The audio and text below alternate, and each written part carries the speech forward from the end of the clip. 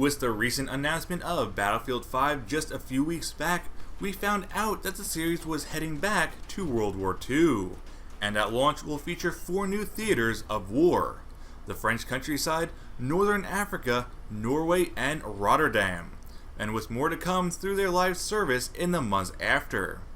To get us hyped even more, over the next few weeks I'll be taking a look at these 4 locales and the impact World War II had on them. Welcome everyone to the first Battlefield history video for Battlefield 5. I'm Christopher, the video game historian here with the BFNations, providing you with the real history of the Battle of Rotterdam. And please do excuse the gameplay since it's from Battlefield 1 and 1943.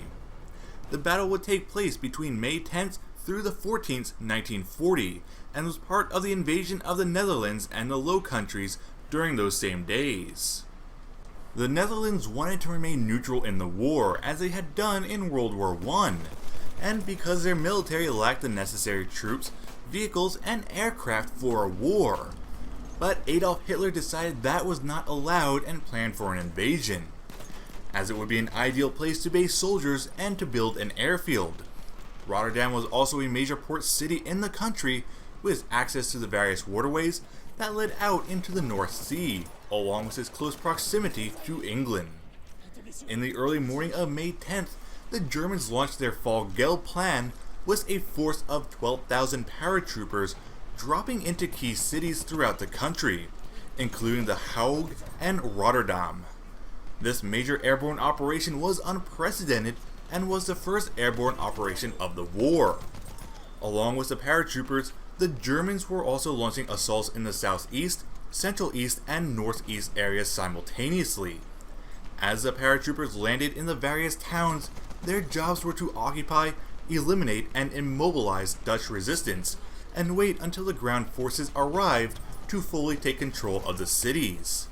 Within hours, the German military machine captured their intended targets on the first day.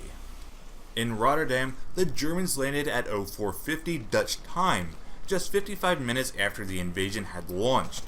Germans quickly took up positions on the bridges over the river in the Noordereiland area, setting up machine gun nests and a defensive perimeter waiting to repel the Dutch forces.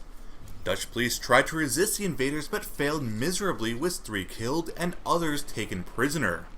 Dutch forces were not far away though, as there was a squad at the Maas station on the northeast side of the river, but quickly turned tail when they saw the Germans, and the same for another squad of Dutch infantry at the Buur station just a few hundred meters away. While these squads withdrew from their posts, the Dutch Marines were mobilized, with an initial 320 heading out to meet the Germans and gather intel on their movements. With this information, more Marines were mobilized and took positions against the Germans. The first contact between the two forces was at the Buur station, where the Dutch managed to repel the advancing bridgehead and, even in a few cases, pushed them back. Fighting would continue around the bridges of the city over the course of the next 4 days. The Germans could barely advance into the city without being pushed back and gunned down by various machine gun nests, and on their defensive side held their ground against the Dutch quite well.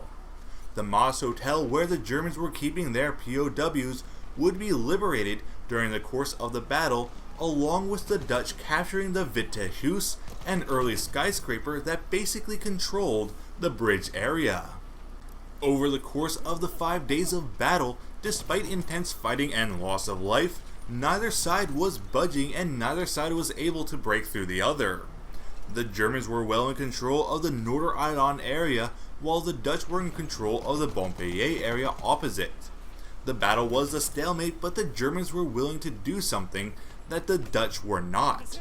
On May 14th, despite the stalemate, the Dutch were given an ultimatum: surrender and give up the city, or be obliterated.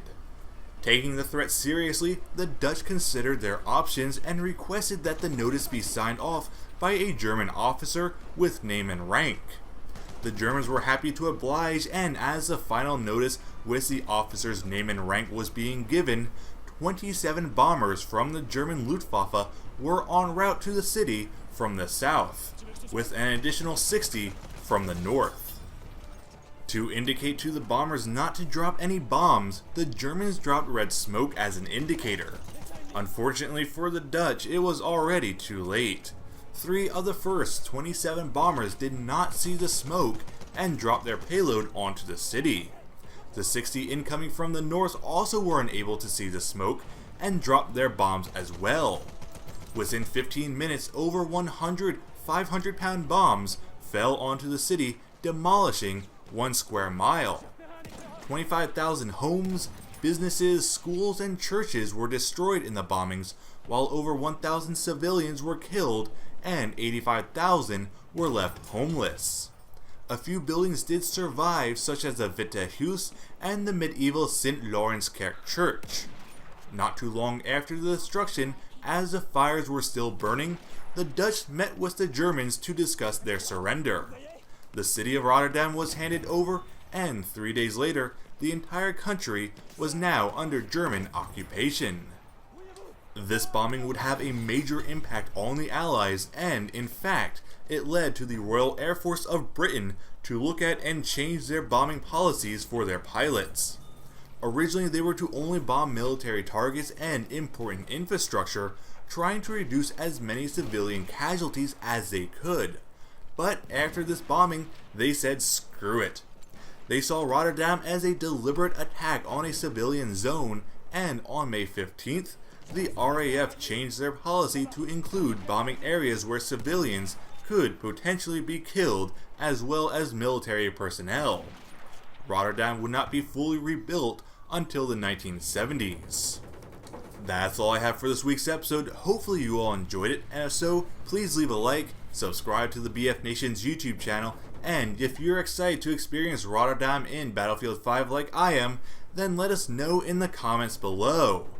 Also, don't forget to check out our social media sites such as Facebook and Twitter, or even drop by our Discord server to say hello. I'm the video game historian, and until next time, I will see you on the battlefield.